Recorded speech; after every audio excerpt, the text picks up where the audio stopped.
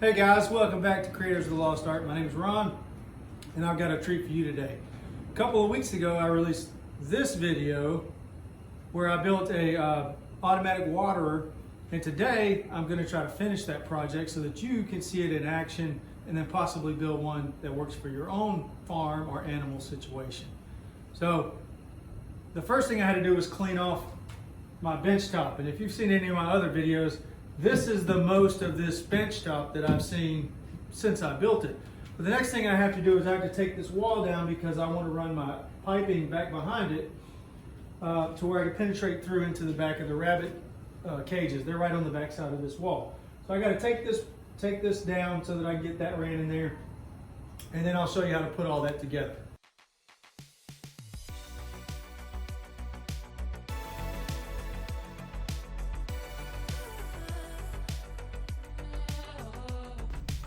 Look at that majestic bald eagle.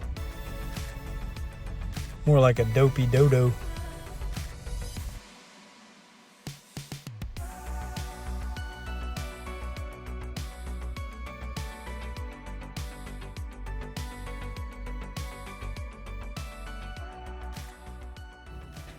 I don't recommend using a sturdy chair as a little ladder, but Miss Mandy would tell you that I'm so much of a daredevil that I sometimes don't look both ways when I cross the street. Anyways, miscalculation on my part. Maybe I should learn how to read a tape measure, but until I build my other two rabbit cages on the other side of this wall, I didn't need to take down this wall. I'm gonna pretend like I did, go ahead and knock the cobwebs down and then put it back up temporarily, but I will have to take it back down to put the waterers whenever I build my other two cages. But for now, my first one starts right here on this side of this beam. I drilled the holes a couple of weeks ago when I built the water, so I'm going to go ahead, build up the little devices that hold the nipples, pull the PEX pipe through the wall, and then we'll connect all that up so you can see it in action.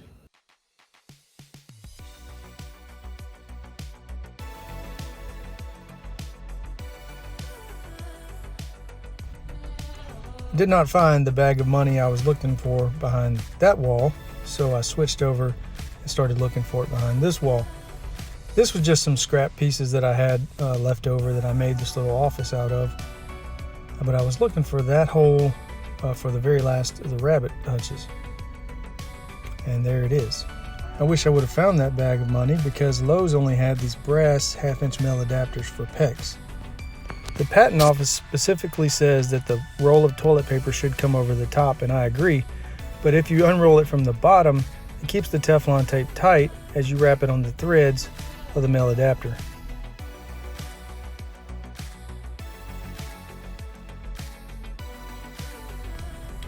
Once you got the Teflon tape on there, you can thread it into the 1/2-inch PVC threaded by slip coupling and tighten it down.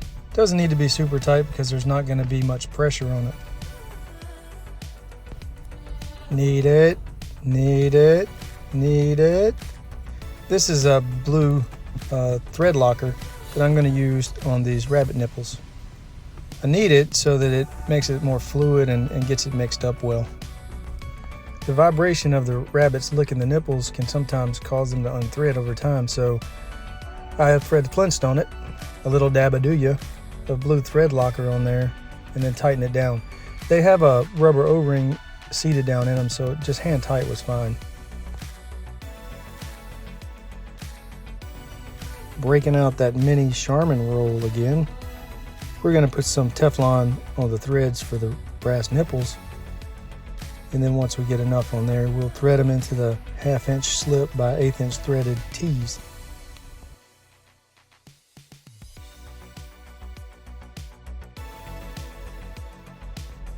Once again, these don't have to be really tight because there's minimal pressure, and adjustable jaw wrenches are much easier to adjust if you've never used them as a hammer.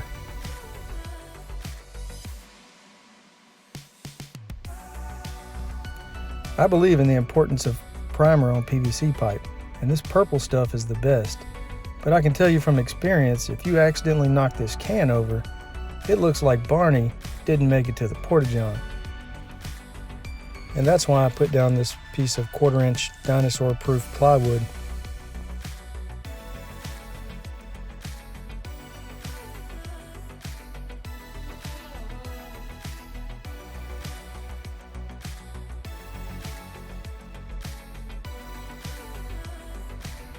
A tip, if you're going to be cutting a short piece of PVC pipe, say 1.5 or 2 inches, go ahead and prime the whole piece, and then when you cut it off, the whole thing's already primed.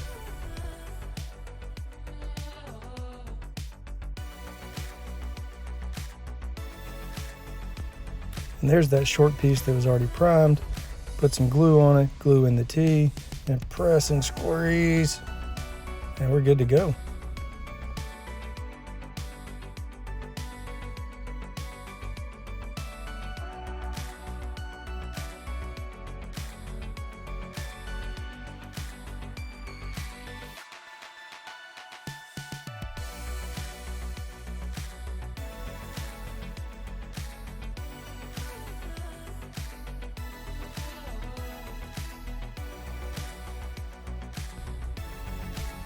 Another tip, always screw the lid on when you're not using it so that you don't have one of those Barney accidents.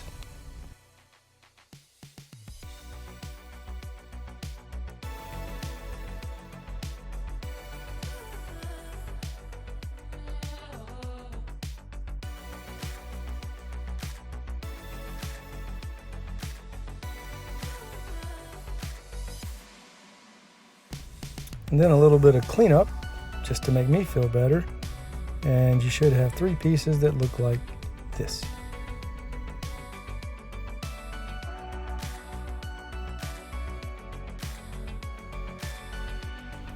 After running the 1/2-inch pegs behind the rib, behind that wall, I cut a random length of 1/2-inch PVC, glued it in the T, and then pushed it through the hole into the back of the rabbit cage.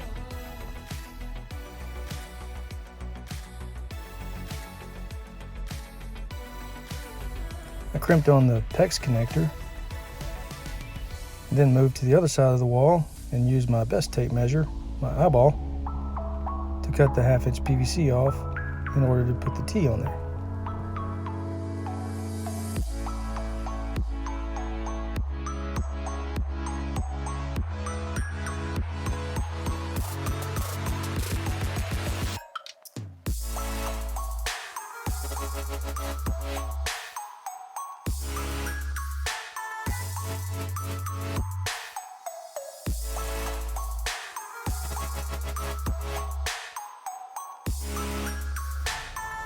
And then I went for a snack and left the viewers to inspect my handiwork.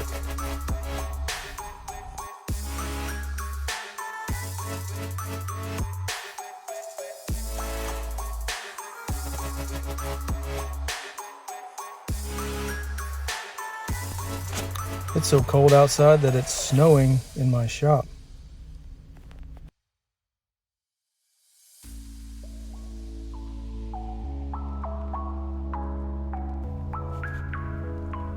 I connected the PEX to the bucket, then hopped over and installed the last T. This is the one with a cap glued on so that I can cut off later, add a coupling, and continue on through that wall for the rest of the rabbit cages. All right, so I got it all connected. All the way to the other side of this wall. Got that drinker in, goes back behind here, and it's tied into my automatic fill waterer. So now we get to open this valve and see how bad it leaks.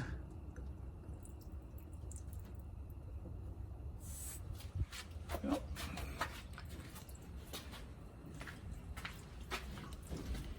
I hear water running. I go outside and get the air out of the line.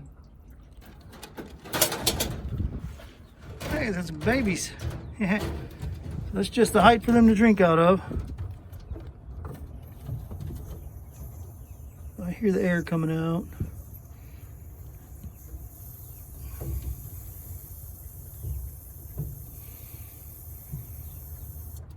Oh, there we got water. And now she can lick that.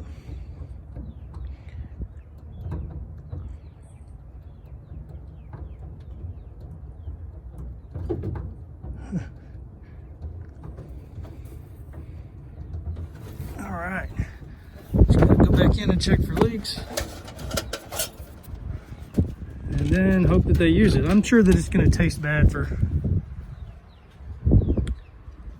you got yours back there, dude. I'm sure that it's gonna taste bad for a little while because of that PVC glue.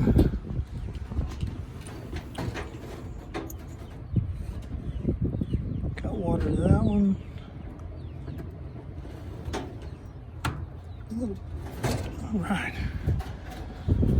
All right, girl, get you a drink. So I guess the way that I'm gonna have to train them to, oh, the baby's already using it.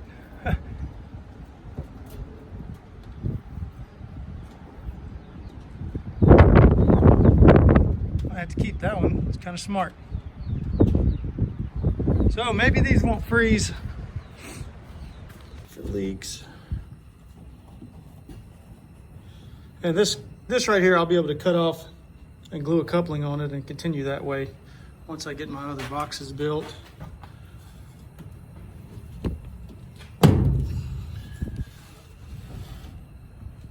And hopefully it won't freeze. Like I said, with it just being that little bit out there, maybe it won't. And if it does, I can put some sort of heat tape on the pipe from in here and keep it from freezing. But never goes empty as long as I check on it every now and then. I did put a lid on it so that it doesn't get any extra dirt or anything in it. All right, guys, so that's it. Got it all hooked up. Let you know how it works. Let's tell the little baby. Bunny was already curious and trying it out. Certainly beats filling up water bottles every day, especially if they're frozen. 65 this morning, supposed to be 16 tonight. You know, Arkansas weather. Hopefully it's coming to an end. But I did want to point out, if you guys are going to use these little drinker nipples and you're using PVC pipe, just if you're going to use a hacksaw, make sure that you clean all those little shavings or burrs or more of the little shavings, because they'll get in here and stop this up or cause it to not close all the way, and then you'll have constantly dripping water. But hopefully that thing will stay full. Check on it every now and then. I did leave a little extra slack when I tied it onto the bucket, because going out the back side of my shop, I'm going to put some drinkers for quail, for future quail pen that we're going to put back there, and pig nipples down here where the pigs can get to it. So if you guys like it, hit the like button, subscribe. Thanks for watching.